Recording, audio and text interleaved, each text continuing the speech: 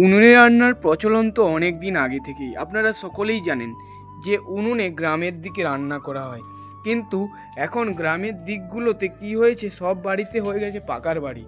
সেই কারণে গ্রামের উনুন প্রায় হারাতে বসেছে।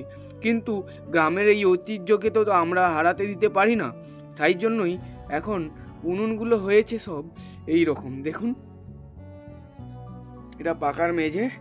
এই পাকার মেঝের ওপরেই কেমন করে সুন্দর একটা উনুন করা হয়েছে, যেটা না পাকার নিচে কোনো ক্ষতি করছে, না রান্নার কোনো ক্ষতি হচ্ছে।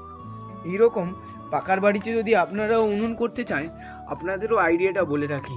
এইটা রয়েছে একটা সেই সিমেন্টের বা মশলা বোয়ার যে কড়ইগুলো, এগুলো, আর তার উপরে মাটি দিয়ে সুন্দর করে উনুন করা হয়েছে। উনুনটা কিন্তু সত্যি খুব ভালো লাগলো। আপনাদের কেমন লাগলো কমেন্টে জানাতে ভুলবেন না। কিন্তু আজকে এই পর্যন্ত।